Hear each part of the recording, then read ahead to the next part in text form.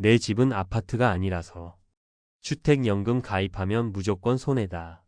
아마 오늘 이 영상을 보고 계신 단독주택 소유주분들 중 상당수가 이렇게 생각하고 계실 겁니다. 이 믿음은 너무나 견고해서 수많은 분들이 자신의 가장 확실한 노후 보루가 될 수도 있었을 기회에 스스로 등을 돌리게 만들었습니다. 아파트처럼 명확한 시세가 없으니 시세의 절반에도 못 미치는 공시가격으로 연금액이 책정될 것이라는 합리적인 걱정 때문이죠. 실제로 과거에는 이런 불이익이 분명히 존재했습니다. 하지만 만약 그 생각이 2025년 현재 당신의 든든한 노후를 가로막는 가장 큰 착각이라면 어떻게 하시겠습니까? 잠시 후 똑같은 조건의 단독주택을 가지고도 누구는 월 100만원 남짓한 연금액에 실망해 가입을 포기하고 또 다른 누구는 월 100만원을 더 받으며 월세 수익까지 올리는 기적 같은 이야기를 들려드릴 겁니다. 두 사람의 운명을 가른 결정적인 차이는 과연 무엇이었을까요? 서울 변두리 평생의 땀과 애정이 고스란히 서린 2층짜리 단독주택 한 채가 전 재산인 박영수 씨. 올해 68빈 그는 더 이상 자식들에게 손 벌리고 싶지 않은 마음에 큰 기대를 안고 주택연금 상담을 받았습니다. 그는 소박하지만 품이 있는 노후를 꿈꿨습니다. 가끔 손주들에게 용돈도 쥐어주고 아내와 함께 조촐한 여행이라도 다닐 수 있기를 바랐습니다. 분명 동네 부동산에서는 시세가 8억 원은 좋게 될 거라고 했는데 그가 받아든 월 지급 예상액 통지서는 그 꿈을 산산조각 냈습니다. 시세가 아닌 공시가격 4억 5천만 원을 기준으로 산정된 연금액은 그의 최소한의 생활비 기대에도 턱없이 못 미쳤습니다. 그 숫자들은 마치 그의 평생이 제대로 평가받지 못했다는 차가운 낙인처럼 느껴졌습니다. 역시 단독주택은 안 되는 거였어. 그의 손에 들린 서류가 힘없이 구겨졌습니다. 그는 결국 가입을 포기하고 평생을 바친 이 집을 급하게 처분해야 하나 자신의 소중한 보금자리에게 배신당한 듯한 깊은 고민에 빠졌습니다. 박영수 씨의 이 후회와 절망은 결코 그 혼자만의 이야기가 아닙니다. 아파트와 달리 단독주택은 개별성이 강해 시세 조회가 어렵고 이런 행정적 편의성 때문에 주택금융공사는 우선적으로 공시가격을 평가 기준으로 삼는 경우가 많습니다. 그런데 한 관련 통계에 따르면 올해 단독주택의 공시가격 시세 반영률은 고작 53.6%에 불과합니다. 내 집 가치의 절반만 인정받고 연금을 받는 셈이니 애초에 손해보는 장사라는 인식이 생기는 것은 어쩌면 당연합니다.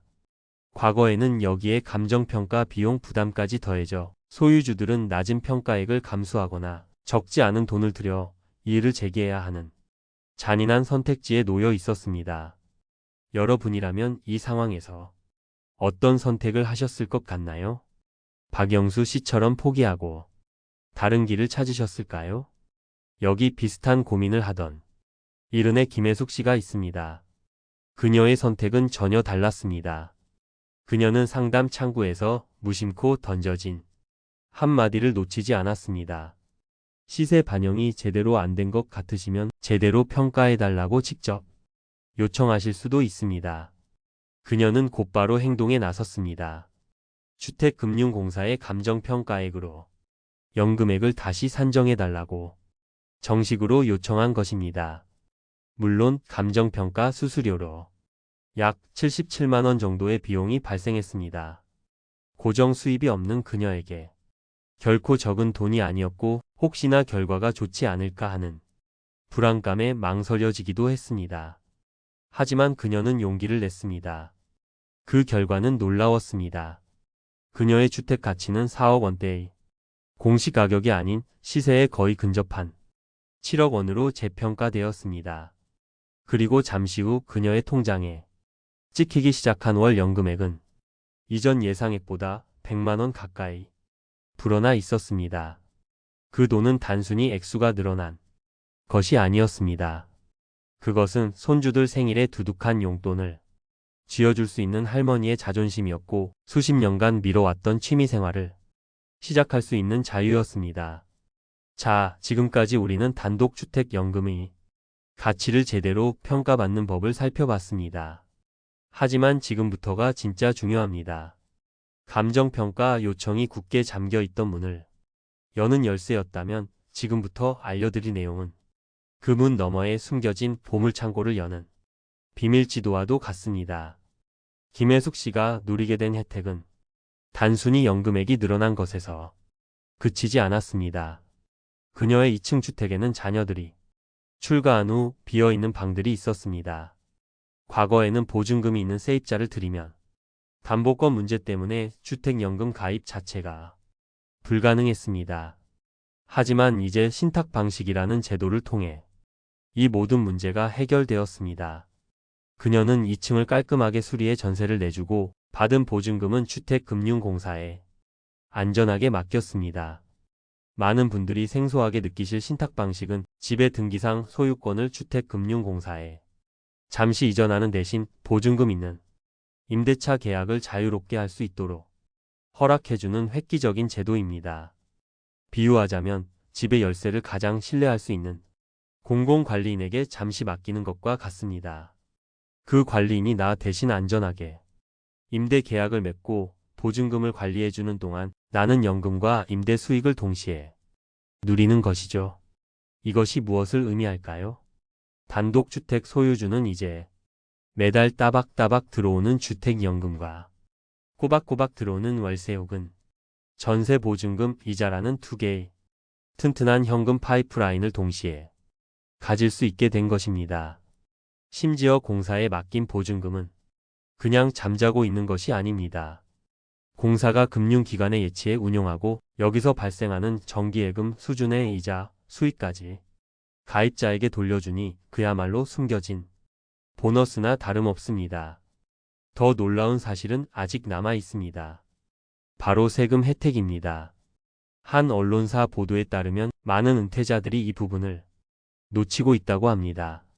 구분 등기가 되지 않은 다가구 주택을 부부 합산 한 채만 소유하고 있고 그 주택의 기준 시가가 9억 원을 넘지 않는다면 거기서 발생하는 월세 소득에 대해서는 세금이 한 푼도 부과되지 않습니다.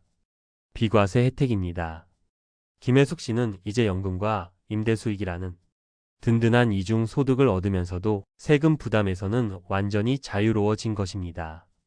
여기에 하나 더, 신탁 방식은 가입자가 세상을 떠났을 때 그 진가를 발휘합니다. 자녀들의 동의를 일일이 구해야 하는 복잡한 상속 절차 없이도 남은 배우자에게 연금이 자동으로 끊김없이 승계됩니다. 이 작은 차이가 남겨진 배우자에게는 엄청난 위안이 됩니다. 슬픔 속에서 재산 문제로 자녀들과 껄끄러운 대화를 나눌 필요 없이 배우자의 재정적 안정을 하루의 공백도 없이 지켜줄 수 있기 때문입니다. 오늘 이 긴 이야기를 듣고 머리가 복잡해지셨을 수도 있습니다. 그래서 단독주택 소유주분들을 위해 지금 당장 실천할 수 있는 핵심 체크리스트를 정리해드립니다. 첫째, 지금 바로 내 집의 공시가격, 과주변, 실제 시세를 비교해 보십시오. 만약 공시가격이 시세의 70%에도 미치지 못한다면 감정평가를 반드시 적극적으로 고려해야 합니다. 둘째, 주택금융공사 상담 시 주저하지 말고 이렇게 말씀하십시오. 감정평가액으로 연금 산정을 요청합니다. 이것은 부탁이 아니라 당신의 정당한 권리입니다. 셋째, 집에 활용 가능한 남는 공간이 있다면 신탁 방식을 통한 임대 계획을 구체적으로 세워 보십시오. 월세와 연금 두 개의 소득 파이프라인을 구축할 절호의 기회입니다. 넷째, 임대소득 비과세 요건 즉 1주택 소유와 기준시가 9억 원 이하 여부를 확인하시고 나라가 주는 절세 혜택까지 꼼꼼하게 챙기십시오. 지금까지 우리는 단독주택이 주택연금에 불리하다는 낡은 편견이 얼마나 큰 오해였는지를 직접 확인했습니다. 오히려 감정평가 요청이라는 적극적인 권리행사, 신탁 방식을 통한 임대소득 창출 그리고 비과세 혜택까지 제대로 결합한다면 당신의 단독주택은 아파트가 결코 가질 수 없는 가장 강력하고 유연한 노후 소득원이 될 수 있습니다. 더 이상 막연한 정보에 흔들리거나 남들이 그렇다더라 하는 말에 지레 포기하지 마십시오. 당신의 집은 단순히 벽돌과 시멘트로 지어진 건물이 아닙니다. 그곳에는 당신의 평생이 담겨 있고 당신의 미래를 지탱할 힘이 숨겨져 있습니다. 이제 그 잠자고 있는 진짜 가치를 깨워 든든하고 품위 있는 노후를 설계하시길 진심으로 바랍니다. 오늘 내용이 당신의 노후 준비에 작은 등불이 되었다면 구독과 좋아요로 그 마음을 표현해 주십시오.